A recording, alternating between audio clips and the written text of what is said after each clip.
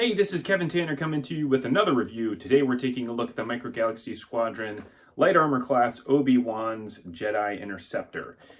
So we're going to take a look at the packaging, we'll take a look at the vehicle, the accessories, we'll do some comparisons, and then we'll also do some measurements. So let's go ahead and dive into the review.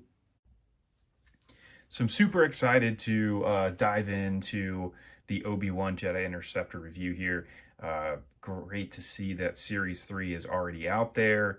And that the announcement that Jazzber's made related to Series 3 launch had vehicles ready to go right away. So super excited to be able to do this review. Let's go ahead and start out by diving into the packaging. So first, here is what the front of the packaging looks like, your standard Micro Galaxy Squadron Light Armor Class 1. So you've got the figure case in there, you've got the little picture on it, you got the vehicle. On the bottom here it says Obi-Wan Interceptor, number 56. Turn it around here on the back, we get a chance to see some of the different features for it. So you can see up here, you get your little cutout there, all the other ships that come in the light armor class. So when you actually open the packaging up, on the back of the package, you end up getting this little card backing here. So you got Coruscant over there, you got the Jedi Interceptor, a couple Vulture droids there, which are coming in Wave 4. So excited to be able to get those. And then also, when you open up the blister packaging, on the inside of it, you get just a little bit of a scene. So here is this is the bottom part of it. So in this one, it just has rocks. So just asteroids there floating around in space. That's it, nothing else on there. And then if anybody wants the UPC, there it is. The other great thing that Micro Galaxy Squadron does with all of their packaging is that they have these little figure cases, and I really love this because not only do you get to open up the ship, but you also get to open a package that has the figures in it. So you've got Obi-Wan there with R4P17 or P17, whatever you want to say that. And so then you do get a chance to open that up, which is cool. So that's the packaging. So let's go ahead and dive into the figures. So starting out with Obi-Wan, the Series 3 figures are continuing to improve. So Series 1, I'll show you a comparison here in a second, was just kind of blah, and it was really seemed like the figures were an afterthought, which was part of what the line was designed to do anyways. It was supposed to be about the ships. But they really were an afterthought. And so in Series 2, the paint application got better as Jazzber has learned how to do it. And now in Series 3, again, it continues to improve. I'm just super impressed with the detail on these figures. So you can see actually, I'll see how close I can get there, but he's got a beard and it's painted on there, which looks really nice. It's got a nose. I mean, it looks really, really cool. It's got a lightsaber on the side. And so one of the things that is also happening in Series 3 I noticed is that the feet are starting to get a little bit bigger. Makes it easier for them to stand up. So you can see here is Obi-Wan standing up here in the background. Now, if I were to just bang on the table relatively hard, he's going to fall right over. And so here is the difference in the quality of the paint. So you can see with Series 1, which is this guy, paint application is just not very good. It's just kind of blobbed on there, which again has continued to improve. Lightsaber looks a lot better. And then again, here is what the feet look like. So his feet are much larger on the newer version versus the older one. And then again, just to show this progression, here is the Obi-Wan with the bark. So General Kenobi looks really good.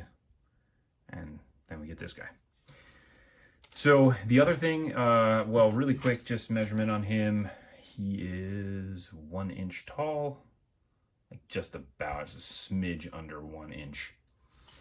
And then with our droid here, which is R4P17. So we'll get take a look at this one that comes in the Jedi Starfighter.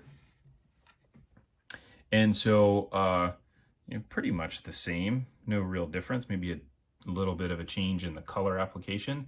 They did do a better job of getting the circle on the top of his head centered. which looks nice.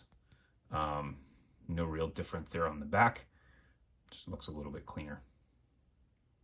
So that is that. So now let's go ahead and dive into the actual ship itself. So here's what it looks like from the top. So we get a couple different emblems on there. We get the Republic. We got obviously all of the red paint on here. When we flip it over on the underside, we get kind of the same thing. On the back, you've got the little engines. From a feature perspective, you have the landing gear, which pop out here. They do actually sit in here relatively good. I could see that if you open and close these a lot, it may loosen up, but it does have a really satisfying click when it pops into its landed position. So you get those two, you get this one in the back as well, and then you get the wings that open. So the wings have a tiny little pull tab on it here, so you can go ahead and pop those open. They do open independently, which is nice. So you could open just a couple or all of them. And here's what it looks like with the wings open. So there is just a little bit of paint there on the inside of the wings, which looks really nice as well. The other great thing about this ship, though, is the cockpit. So the cockpit has a ton of detail in it. So you can see all of that detail. And the great thing is they did a really good job being able to get the figure to sit in here nice and snug. So this little part there that's right in the middle, that'll go in between his legs, really helps to hold him in place, and he just kind of sits snug right in there. So the great thing is I can flip this thing upside down and he is definitely not going to fall out.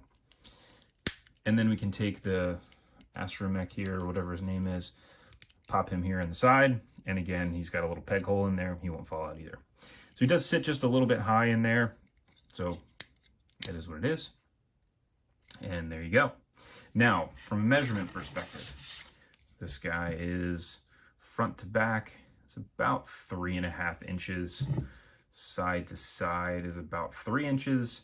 And then if we're looking at it from this side view here, it's like an inch-ish tall.